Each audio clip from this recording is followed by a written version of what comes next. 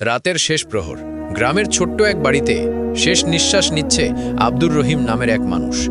বয়স 50-এর কোঠায়, সারা জীবন ব্যবসা করেছে, নামাজে নিয়মিত ছিল না, কিন্তু মানুষটিকে সবাই ভালো মানুষ বলেই চিনত। তার স্ত্রী, 2 সন্তান আর এক বৃদ্ধ মা সবাই বিছানার পাশে বসে কাঁদছে। রহিমের বুক ধীরে ধীরে উঠছে নামছে, মুখ শুকিয়ে গেছে, চোখের দৃষ্টি শূন্যে স্থির। হঠাৎ তার ঠোঁট কেঁপে উঠল, এক ফোঁটা অশ্রু গড়িয়ে পড়ল কানের পাশে। তারপর নিঃশব্দে থেমে গেল বুকের ওঠানামা। রহিম মারা গেল। বাইরে আজান শুরু হলো, আসসালাতু খায়রু মিনান নাওম। কিন্তু রহিম আর ঘুম থেকে জাগল না। যখনই রহিমের শেষ নিঃশ্বাস থামল, তার আত্মার শরীর থেকে আলগা হয়ে যেতে লাগলো। সে দেখল সে নিজেকে বিছানায় শুয়ে থাকতে দেখছে। চারপাশে কান্নার শব্দ, আত্মীয়রা ডাকছে, রহিম ভাই, রহিম ভাই। কিন্তু সে শুনতে পেল না কিছুই, শুধু নিজের ভেতর একটা অদ্ভুত টান অনুভব করল। দূরে এক অদ্ভুত দৃশ্য দেখা দিল। 2 বিশালাকৃতি সত্তা, সাদা পোশাকে, তাদের মুখ উজ্জ্বল কিন্তু গম্ভীর। তারা বলল, হে আত্মা, তোমার দুনিয়ার সময় শেষ, এখন শুরু তোমার হিসাবের পথ। রহিম ভয়ে কাঁপতে লাগল। আমি কি এখনই মরলাম? আমি কি ফিরে যেতে পারবো? কিন্তু তাদের কোনো উত্তর নেই। এক প্রবল ঝাঁকুনিতে রহিম অনুভব করল তার দেহ থেকে আলাদা হয়ে সে কোনো এক অজানা পথে টেনে নেওয়া হচ্ছে। দাফনের সময় গ্রামের মানুষ ভিড় করল, কেউ কাঁদছে, কেউ নামাজে দাঁড়িয়েছে।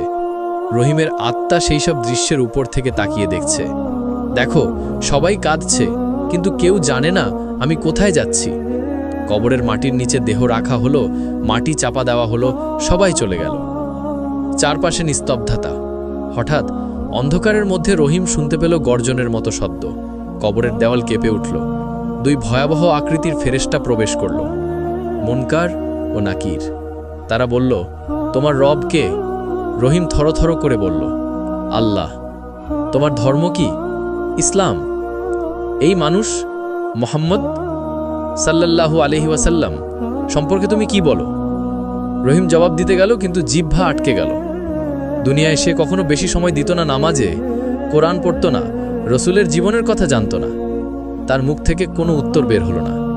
ফেরেশতারা বলল, তুমি জানলে না, তুমি অনুসরণও করনি। এখন অপেক্ষা করো সেই দিনের জন্য যেদিন শিঙ্গা ফুঁকবে।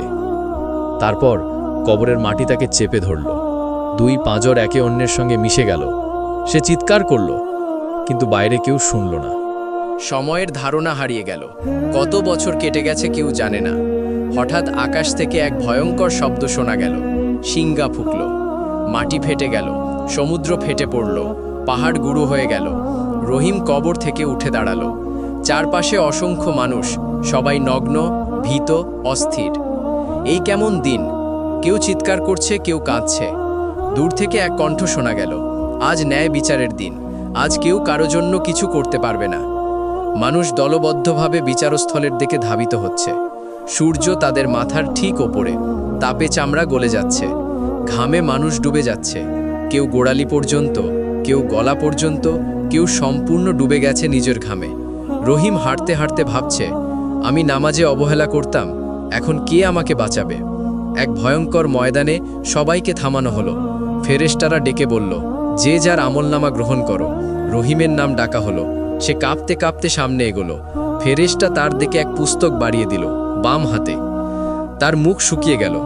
চারপাশে লোকজন চিৎকার করছে, দেখো, সে বাম হাতে আমলনামা পেল।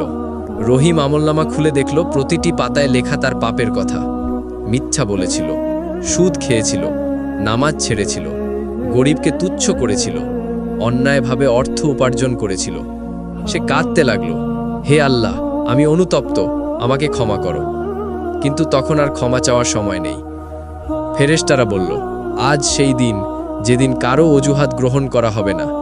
তার নাম লেখা হলো অপরাধীদের তালিকায়। সবাইকে নিয়ে যাওয়া হলো এক বিশাল অন্ধকার স্থানে। সামনে এক সরু সেতু, যার নিচে জ্বলছে ভয়াবহ আগুন, জাহান্নাম। সেতুটিকে বলা হয় সিরাতুল মুস্তাকিম। প্রত্যেক মানুষকে এর উপর দিয়েই যেতে হবে। রহিমের সামনে দেখল কিছু মানুষ বিদ্যুতের মতো পার হয়ে যাচ্ছে, কেউ আগুনে পড়ে যাচ্ছে, কেউ অর্ধেক পর্যন্ত গলে যাচ্ছে। ফেরেশতা বলল, তুমি নামাজ ছাড়তে, তুমি জাকাত দাওনি, তুমি দুনিয়ার জন্য ধর্মকে ভুলে গিয়েছিলে, আজ দেখো তোমার পরিণাম। রহিম ভয়ে কাঁপছে, কিন্তু পা ফেঁপে। আগুনের তাপ এমন যে তার চামড়া গলছে, তবুও সে হাঁটছে। হঠাৎ এক বজ্রধ্বনি, সে পিছলে গেল এবং নিচে পড়ে গেল জাহান্নামে। রহিম অনুভব করল সে এক অন্ধকার গহ্বরে পড়ছে, অবিরাম নিচে নিচে, যতক্ষণ না সে এক জ্বলন্ত জমিনে আছড়ে পড়ল। চারপাশে আগুনের পাহাড়, গলিত তামা, ধোঁয়া আর আর্তনাদের শব্দ। চারপাশে আগুনের শিখা, আকাশ ছুঁই ছুঁই করছে। বিশাল দেহের ফেরেশতারা আগুনের লাঠি হাতে দাঁড়িয়ে আছে। তারা বলল, এটাই তোমার ঘর, যতক্ষণ না আল্লাহ চায়। এখানে নেই মৃত্যু, নেই ঘুম, শুধু জ্বালা। রহিম চিৎকার করল, আমাকে একবার ফেরত পাঠাও, আমি এবার নামাজ পড়ব, দান করব। এক ফেরেশতা কঠিন কণ্ঠে বলল, দুনিয়ায় তোমার সময় ছিল, তখন তুমি হাসতে, এখন কাঁদো। তারপর সে দেখল এক নদী, যার পানি গলিত তামার মতো, আর এক গাছ, জাক্কুম, তার ক্ষুধা এমন যে সহ্য করা যায় না। সে বাধ্য হয়ে সেই গাছের ফল খেল, কিন্তু ফল মুখে যেতেই আগুনের মতো জ্বলতে লাগলো গলা ও পেট। সে চিৎকার করল, কিন্তু কেউ শুনল না। জাহান্নামের গভীরে রহিম দেখল আরও স্তর, প্রত্যেক স্তরে পাপ অনুযায়ী শাস্তি। কেউ আগুনে ঝুলছে, কেউ মুখে আগুন ঢালা হচ্ছে, কেউ চেইনে বাঁধা। এক ফেরেশতা বলল, তুমি নামাজ ছেড়েছিলে, তাই তোমার মুখ আগুনে ঢেকে দেওয়া হয়েছে। আরেকজন বলল, তুমি অন্যের হক নষ্ট করেছিলে, তাই তোমার হাত পা শিকলে বাঁধা। রহিম হাঁটু গেড়ে পড়ে বলল, আমি বিশ্বাস করেছিলাম আল্লাহ আছেন। ফেরেশতা বলল, তুমি শুধু মুখে বিশ্বাস করেছিলে, কিন্তু কাজের মাধ্যমে অস্বীকার করেছিলে। তারপর সে আবার নিক্ষিপ্ত হলো আগুনের গহ্বরে।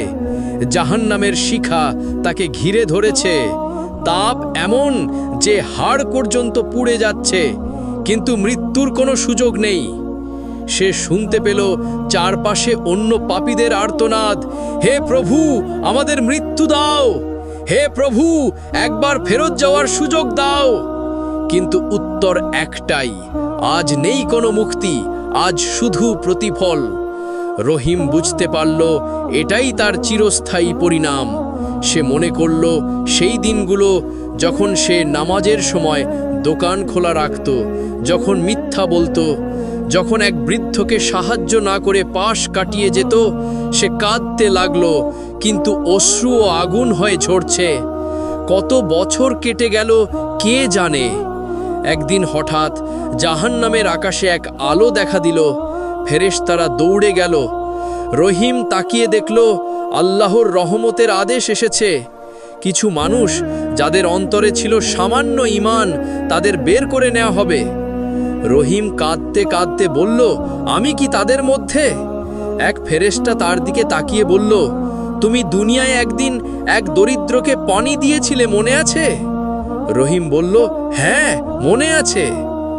তোমার সেই ছোট দয়া আজ তোমাকে বাঁচালো। ফেরেশতারা তাকে তুলে নিল।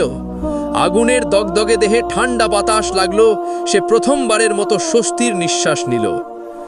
রহিমকে এক পাহাড়ের চূড়ায় বসানো হলো, যেখানে দূর থেকে জান্নাতের সৌন্দর্য দেখা যায়, সবুজ বাগান, প্রবাহিত নদী, শান্তির আলো।